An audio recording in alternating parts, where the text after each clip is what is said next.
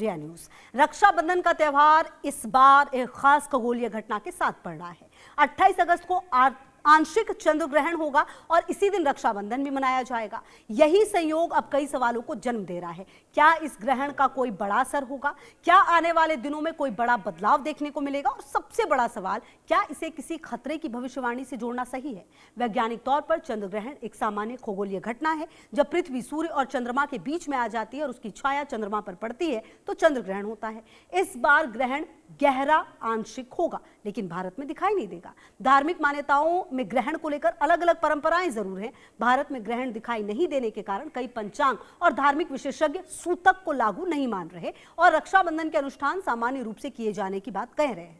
लेकिन इस पूरे मामले में भविष्यवाणी और वैज्ञानिक तथ्य को अलग अलग समझना बेहद जरूरी है। ग्रहण को भूकंप, बाढ़, युद्ध या किसी अन्य आपदा का निश्चित संकेत बताने का कोई वैज्ञानिक आधार नहीं। इसीलिए हमारा सवाल यही होगा, ग्रहण के नाम पर किए जा रहे बड़े बड़े दावों में कितना सच है और कितना सिर्फ ज्योतिषीय अनुमान है।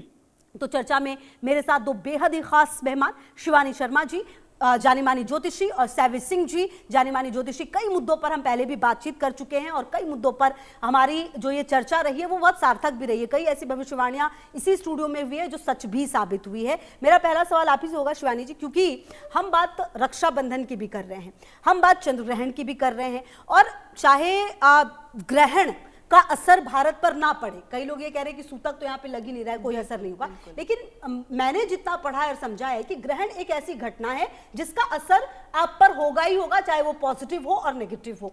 इस संयोग को आप कैसे देख रही हैं? सबसे पहले तो ये बताइए। सबसे पहले सभी दर्शकों को जय माता दी। देखिए, जब से अगर हम बात करते हैं ग्रहण काल की, तो देखिए ग्रहण जो है चंद्र ग्रहण है, तो चंद्रमा जो है वो मन का कारक माना जाता है, तो आपके मन पर उसका बहुत हद तक हम कह सकते हैं असर पड़ेगा। और ये जो ग्रहण है ये आंशिक चंद्र ग्रहण है, लेकिन ये भारत में दिखाई नहीं दे रहा, लेकिन इसको हम ये नहीं कह सकते कि खगोलीय घटना नहीं हो रही। ये जो ग्रहण है आप कह सकते हैं अमेरिका में इस बाहर की साइड पे जो ये ग्रहण है ज्यादा दिखाई देगा और जितने भी आपके बाहर के एरियाज है वहां पर इसका ज्यादा असर देखने को मिलेगा। लेकिन मैं कहूँ कि इसका असर भारत पर नहीं पड़ेगा, इसका असर भारत पर पूर्णतः पड़ेगा और आपके मन पर जरूर पड़ेगा, क्योंकि देखिए इस टाइम पे जो ग्रहण लगने जा रहा है ये शतभिषा नक्षत्र में लगने जा रहा है, जो कि राहु का नक्षत्र है। और राहु और हम कह सकते हैं और जो राशि में लगने जा रहा है वो शनि की राशि है। तो इस हिसाब से आप देखिए जो भी लोग इस राशि के हैं या इससे प्रधान होते हैं उनके जीवन में संघर्ष देखने को डेफिनेटली मिलेगा। आपकी हेल्थ बहुत ज़्यादा फ्लक्चुएट हो सकती है। देश दुनिया में आप देखेंगे पानी से रिलेटेड, क्योंकि चंद्रमा को कह सकते हैं पानी बहुत हद तक कंट्रोल करता है, टाइड्स बहुत हद तक कंट्रोल कर सकती है। इवन आपने देखा भी होगा कि जब पूर्णमासी आती है तो असाइलम्स में भी सिक्योरिटी बढ़ा दी जाती है, क्योंकि आपके हमारी बॉडी के अंदर जो है 70% वाटर है और हमारा मन और मस्तिष्क पानी से बहुत ज्यादा कह सकते हैं फ्लक्चुएट होता है। तो ये जो ग्रहण पड़ने जा रहा है इन राशियों के लिए तो थोड़ा सा डिफिकल्ट रहने ही वाला है, लेकिन देश दुनिया के लिए भी आप देखेंगे ग्रहण के आने वाले जो 60 डेज होते हैं, कहते हैं किसी भी देश दुनिया के लिए वो थोड़े से डिफिकल्ट रहते हैं। और ये जो ग्रहण है साल का आखिरी चंद्र ग्रहण है, तो आप ये समझ के चलिए कि महंगाई जो है वो चरम पर जाएगी, आपको पानी से रिलेटेड प्रॉब्लम आना, बादल का फटना या फिर सुनामी जैसी स्थितियां आना, बाढ़ जैसी स्थितियां आना, ये सभी जो चीजें हैं इन सभी के योग बनते हुए दिखाई देंगे।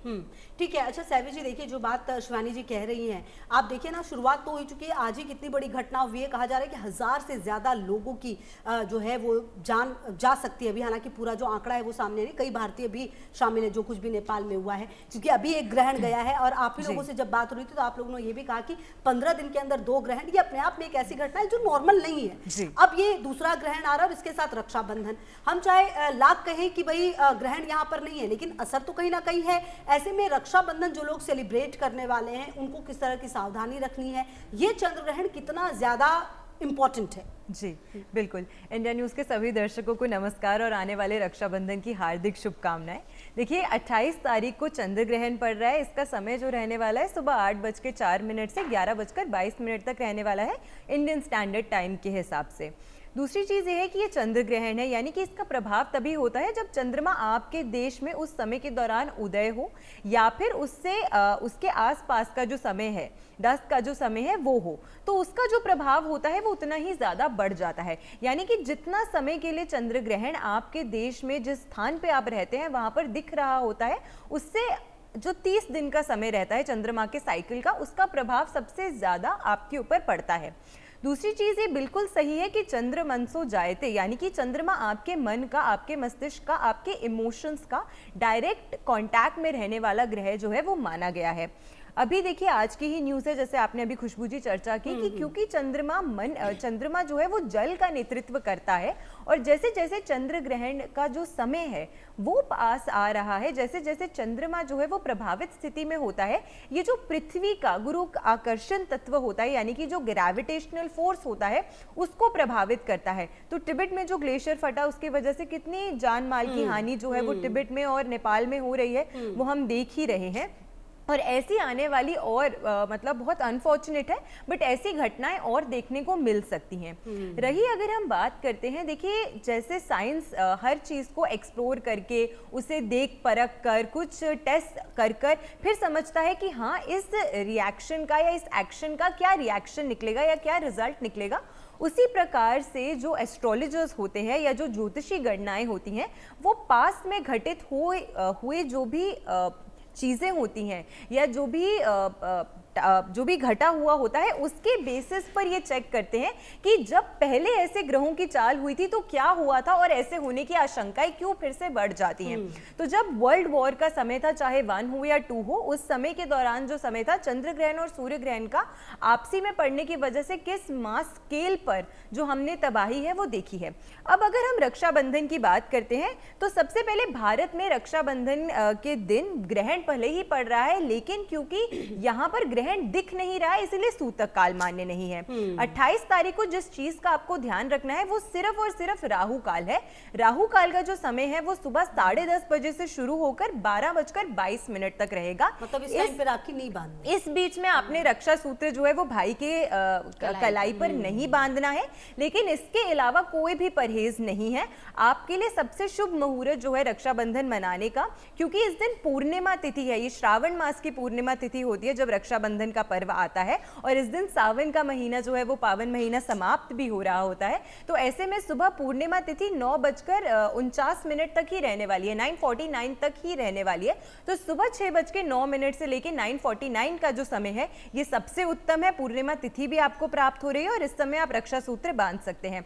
सुबह अगर नहीं उठ सकते हैं या इतनी जल्दी भाई के पास नहीं पहुंच सकते हैं, तो राहु काल का समय अवॉइड करने के बाद 12:30 से लेकर 1:15 का जो समय रहने वाला है 28 तारीख को, ये भी बहुत अच्छा है, क्योंकि इसमें अभिजीत मुहूर्त की भी आपको प्राप्ति होगी। राहु काल का समय छट गया होगा, ग्रहण का भी जो प्रभाव है वो खत्म हो गया होगा। ग्रहण का प्रभाव पड़ेगा किस पर? अगर आप भारत में रहते हैं, भारत से बाहर भी रहते हैं, तो जो प्रेग्नेंट लेडीज हैं, क्योंकि गर्भ में जो वाटर बैग होता है जिसमें बच्चा वूम में प्रोटेक्टेड होता है, उसमें जो जल तत्व होता है उसका नेतृत्व भी चंद्रमा करता है। तो जो प्रेग्नेंट लेडीज हैं, सिर्फ उन्हें कुछ प्रिकॉशंस जो हैं इस समय के दौरान लेने चाहिए, अन्यथा अपने इस पूरे पर्व को आप बहुत खुशी से